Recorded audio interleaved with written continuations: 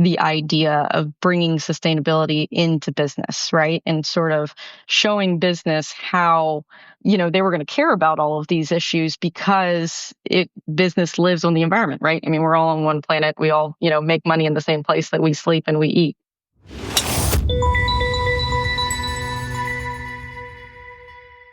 Hi, everyone. It's John Fiella once again at the Golf Sustainability Podcast.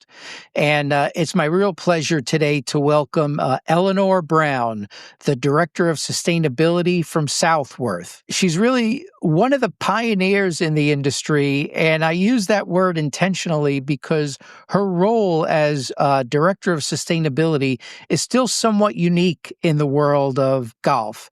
And our conversation today is really going to provide an early look at a role that I believe will become much more prominent in the future as time goes on. Eleanor, welcome to the Golf Sustainability Podcast. Thanks, John. Appreciate it. Really appreciate being on your podcast. All right.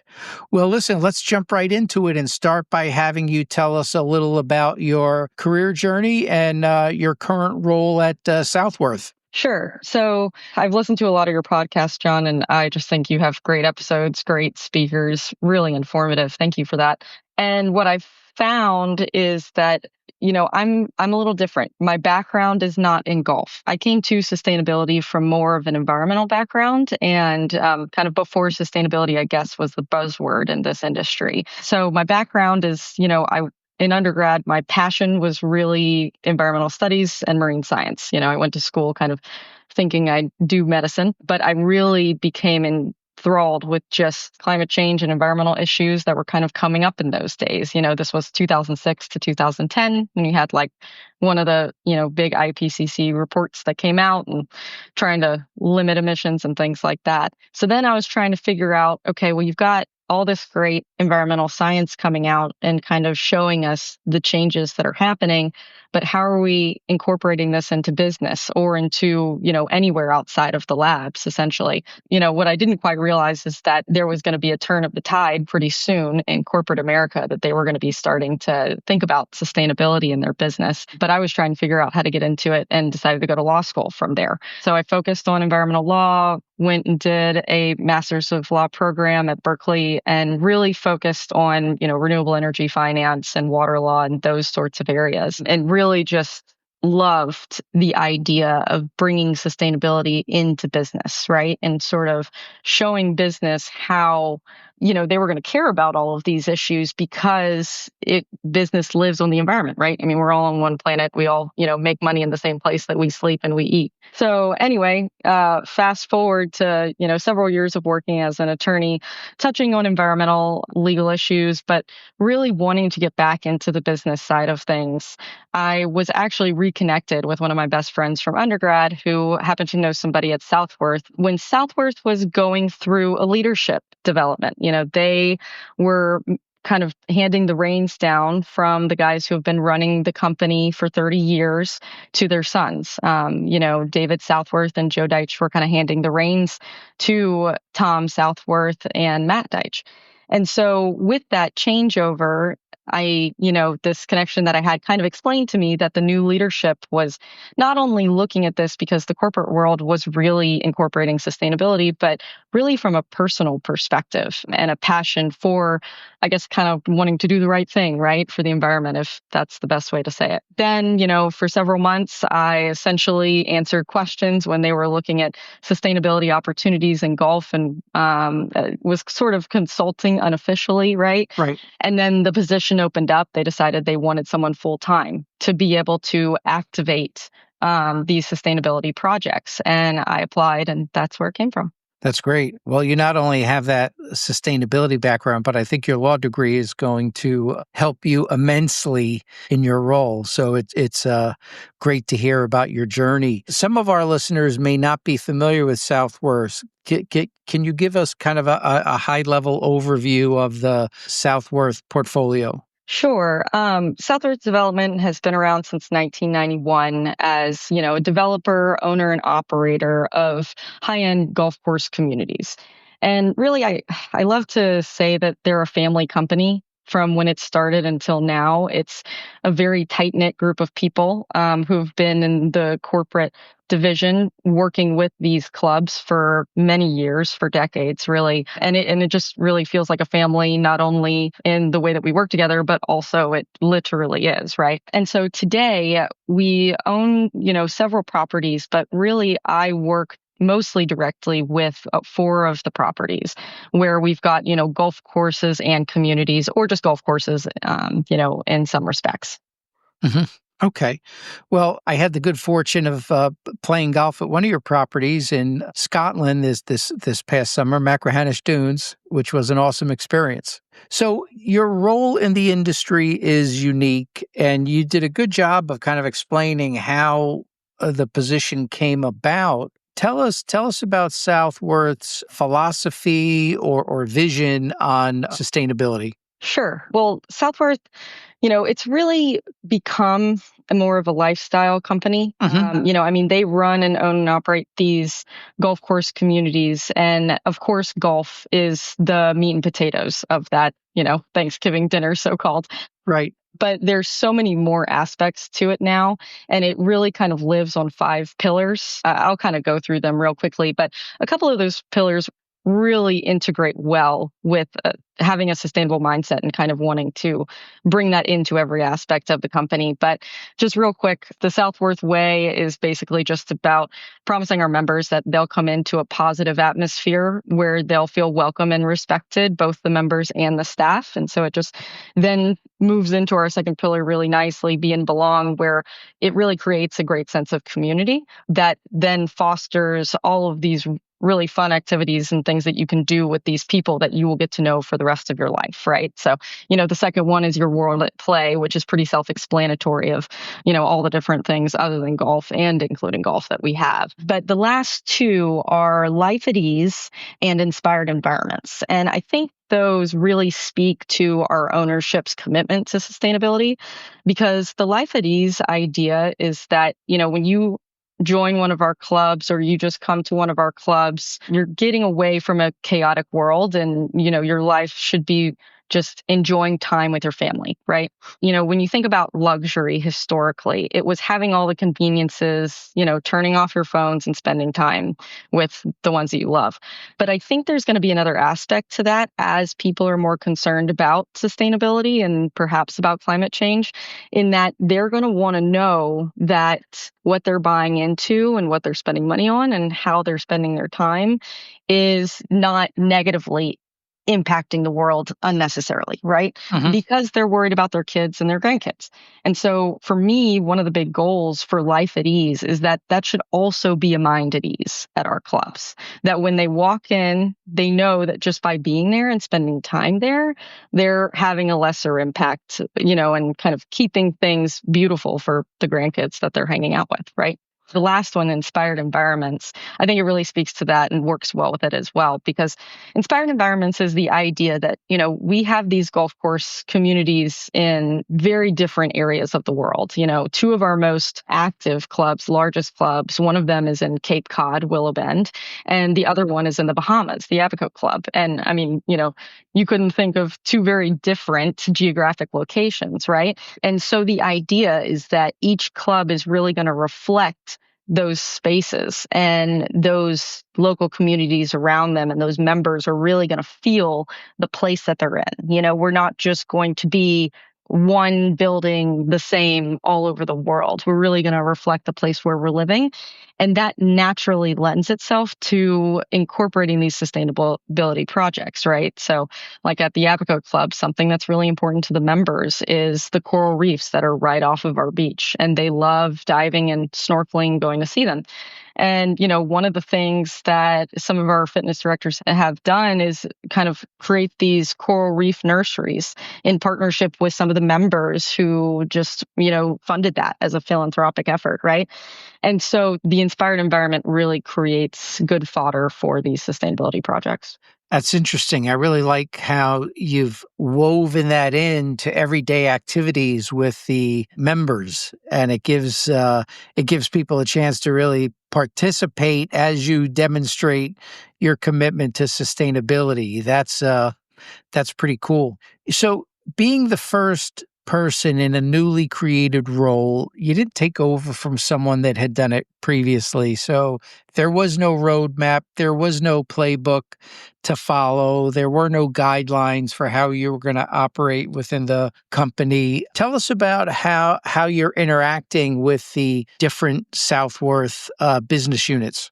Yeah, it's a great question. And I am a pretty active person. So I love the fact that this is a pretty dynamic role and works with a lot of different people. But, I'm both a team of one, but I'm actually a team of 900 some employees that are kind of within the Southworth family, right? Because I work with everyone in these clubs and then with the Southworth team in corporate. And, when I first started this job, the first thing I had to do was create a job description. And so I worked with the corporate team to do a materiality assessment of the different parts of the business and to see how sustainability was going to be incorporated into those, right? Now I sort of see it in three different sections where I work with our development team, I work with our operations teams, both at the corporate level and at the clubs. And then I work on future resiliency, which is sort of more fluid throughout projects of considering how projects are going to move into the future. But kind of coming back to your question, it's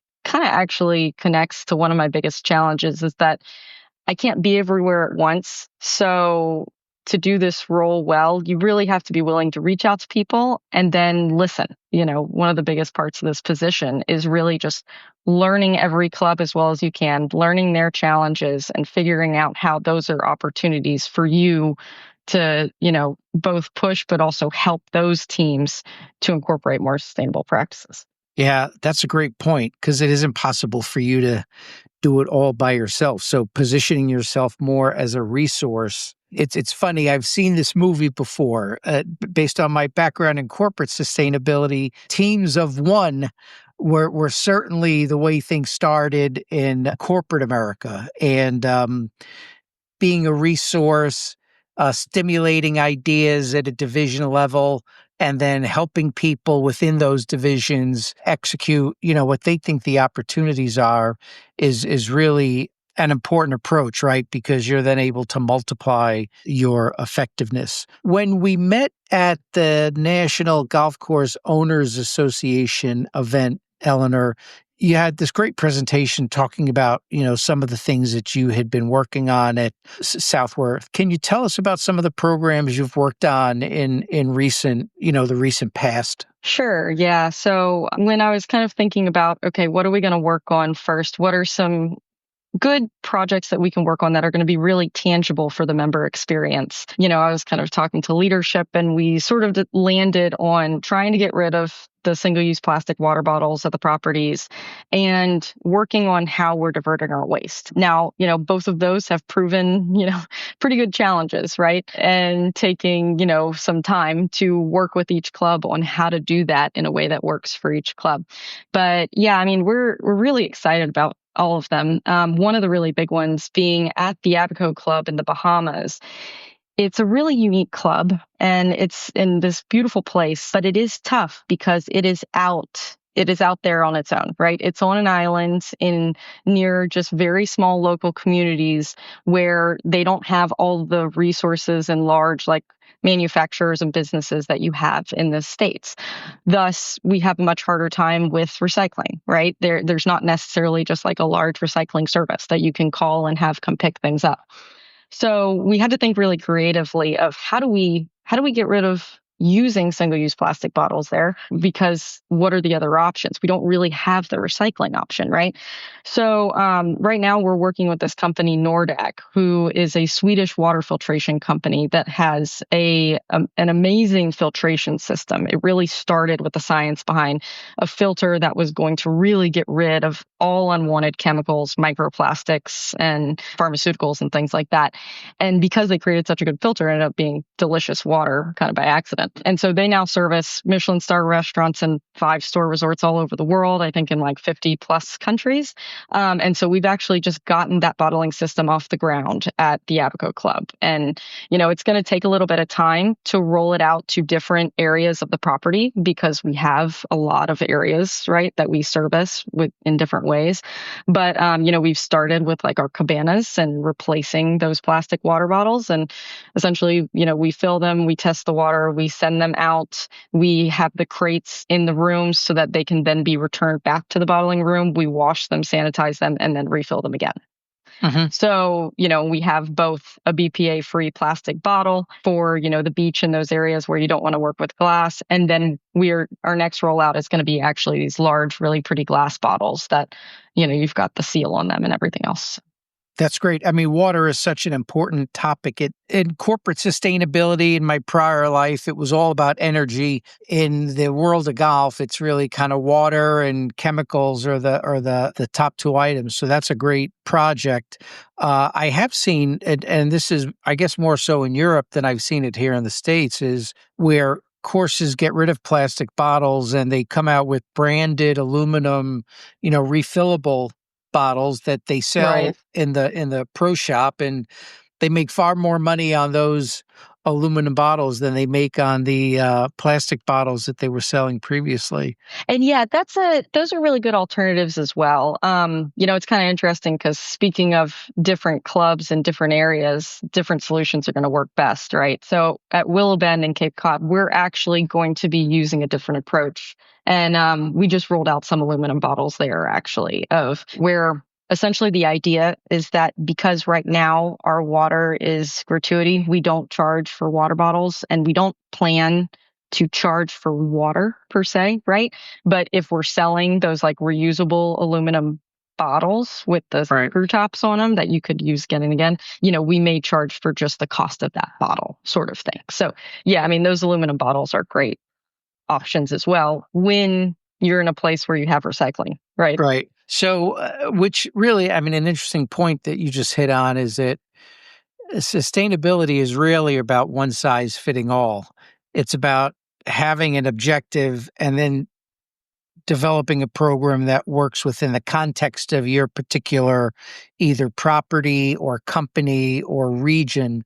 So it's interesting to hear how, you're living that in real time. I know that in your law degree, you've had some experience on the energy side of things. And, based on our prior conversations, I know you're one of the few people I've talked to that is kind of bullish on opportunities in sustainable energy within the golf industry. Where do you think some of these opportunities might be? What do you have in mind going forward that you may be looking at Southworth related to either energy conservation or transitioning to renewable energy? So again, speaking about kind of being in different geographies and having different challenges, right, and looking for new solutions, we've got a really interesting partnership that's developing with Greenbridge Energy. They've actually taken a look at two of our properties, the Abaco Club in the Bahamas and Willow Bend in Cape Cod, and they've actually provided proposals for potentially incorporating renewable energy in those properties. And it's really interesting because we're kind of meeting different challenges in both of those places, but we're coming out with kind of similar or somewhat related solutions. So in the Bahamas, one of the kind of challenges is the quality of power. The power that comes through often, sometimes there's too much or too little, and you get brownouts and blackouts, and you can kind of have, a lot of damage to equipment really because of the surges in power. Often that's a real challenge for us down there on kind of just an everyday basis. We, of course, have backup power systems currently, just like in all of the islands. Typically, you'll have those diesel generators, right, that just service that backup immediately. But that's not our favorite solution, right? I mean, diesel generators aren't the cleanest things. So right now, we've gotten a proposal from Greenbridge that would, and because that property is in a smaller area, right, and we have more acreage to work with, Greenbridge has actually given us a proposal where we could have 1 megawatt of production of energy from a solar farm on the side of our property. That would essentially just directly service 25% plus of our electricity demands. Now, that's a proposal, and really they actually have steps where they think we could get it to 100%, over some time. But that first proposal is really exciting because yes, it would only meet, 25% of our electricity demand technically, but it would provide a lot of ancillary services, right? So I don't know if you knew about Hurricane Dorian that hit the Abacos a couple years ago. It was really rough on Great Abaco and especially in the Maine community up north of us. But it did kind of bring the club offline for several weeks, right? Into months. And so there's a lot of just issues with that where, okay, if you don't have power, you can't run irrigation. Your golf course could die, all these things, right? And something like this solar field would essentially have us up and running on day one.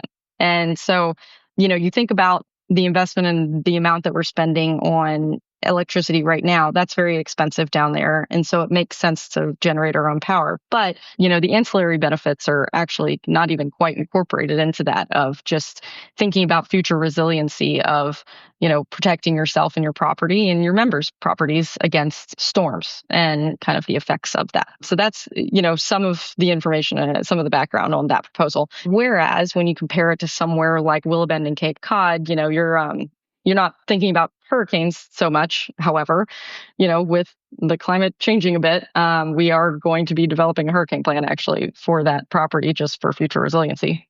But that's not our immediate concern, right? One of our more immediate concerns is just hikes in electricity prices, changes in rainfall, and how we're going to, maybe having to run more irrigation in the future and just kind of hedging against those economic issues, right? So the real benefit to looking at solar and battery storage at Willow Bend is really interesting. When you're more land constrained, solar is not necessarily going to be a great option on its own because you'd need a lot of land. But if you pair that with battery storage, not only are you going to get the resiliency of backup power for when you do have power outages, but you're actually in a place like the Northeast, you can get significant sources of new revenue, as well as taking advantage of tax credits from, the Inflation Reduction Act and all of that. So, we have a proposal for Willow Bend that would seriously reduce operating costs, like in year one for some of our buildings, just because of putting, one solar array, and then also create new sources of revenue, whether or not it's actually from our own investment and recouping all of those tax benefits, or working with an investor and then leasing the land to do that. And, golf courses think, well, solar is going to take up too much land. It's like, don't think just about solar. Batteries often will take up less space than a shipping container. And, a private citizen may not have that space or the capital to invest in this initially, but a golf course might, and a multi-course owner could take advantage of that. Yeah, that's super. This really hits on my prior life at Smart Energy Decisions. And, you're 100% right, Eleanor. Solar is great, but when solar is paired with storage, that's really when, the magic can happen. And, if you're in a market that's got not only tax incentives, but you could generate revenue from demand response services tied to that storage. It's more efficient operations, additional potential revenue, plus the resiliency piece. That's the trifecta of an effective, sustainable energy strategy. So I'll be real interested in following how that project works, because that's a project that has application to so many other clubs. Yeah, no, it's exciting. Yeah. And it's interesting, you talked about and the Abaco Club, it helps the club, but it also helps the members. There are some social benefits tied to a more resilient property. And, it makes me want to ask, how do you see your role touching on social sustainability? How do you see community benefits in the things that you're doing? John, I think it really goes back to that inspired environments piece. When we, especially when we're developing, but just operating as well in those communities, the more that we think about social sustainability, the better it is for everyone, right? A high tide rises all boats. I see environmental sustainability and social sustainability to be very linked. Really, at the end of the day, why are we concerned about the weather, right? Because we're worried about our children and our grandchildren enjoying these places that we love so much. So, when I'm thinking about, for example, at our club, Creighton Farms in Virginia, we're looking to build out, we're initial plans to build out perhaps a new bar that's going to be really exciting for the membership. It's going to create a great experience. And the development team has brought me in to say, okay, how can we build this in a sustainable way? What should we be looking at, right? And not only are we kind of considering LEED type standards, but I'm also looking at what are the local vendors in our area, and how can we incorporate those vendors and not just kind of use run of the mill, large vendors. And specifically, I found company right outside of the DC area. It's local, that uses reclaimed wood for construction purposes. So I immediately send that over and I say, okay, hey guys, look at this vendor, right? But then it's all the way also to just where we source our food from. So, the APCO Club in the Bahamas, we have a lot of local farmers in the area, which is awesome. And so we, as much as we can, we try to source those eggs and the chickens and some fruit and things like that from those local places. And, I've even been able to visit them when I go down there, and it's great, right? From, a regenerative farming perspective and having local goods, it's really exciting. So I guess I find them to be really intertwined, or at least I try and consider both in all of these projects.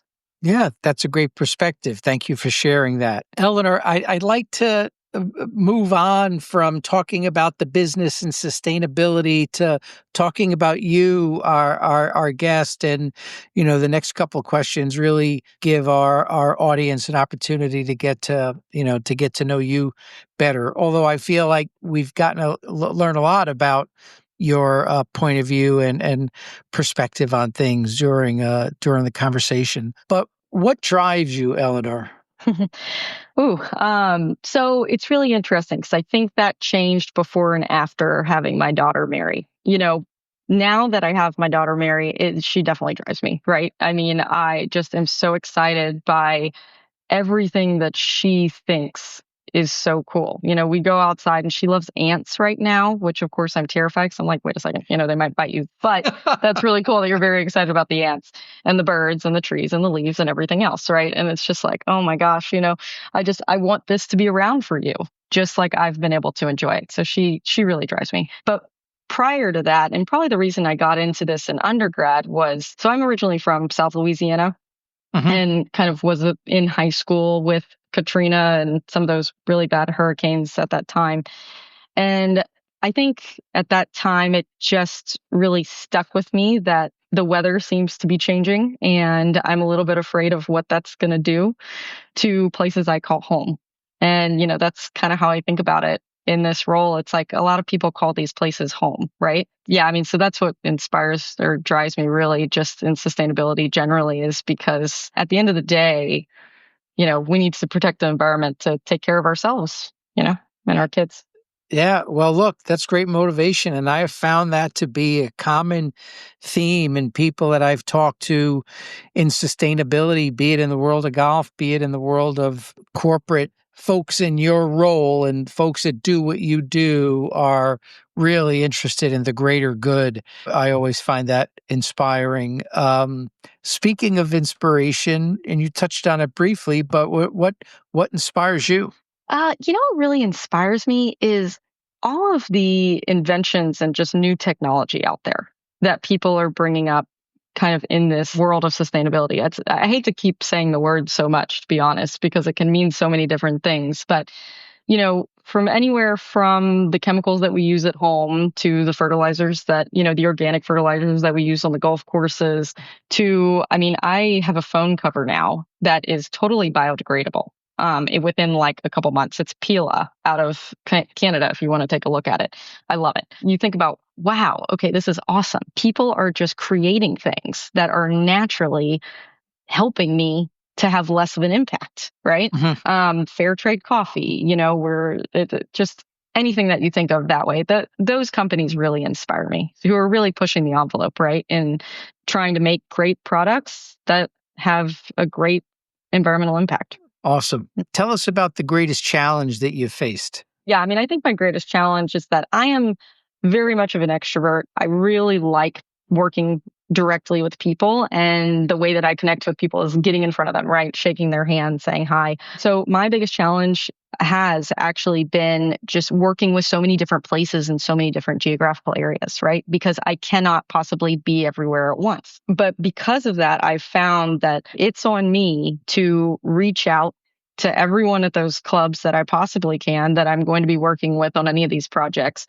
Think about all the potential shareholders that will touch this project, right? That I should be talking to and listening to and learning from about their concerns, their challenges, and how we can kind of turn those into opportunities, right? I have learned so much. And I just honestly, what I appreciate about this company is that they are everywhere in so many different locations, and they have such a plethora of expertise that as I've gotten to know all of these teams, I recognize, okay, this person is an expert over here in something that I can help to use in a project over here, right?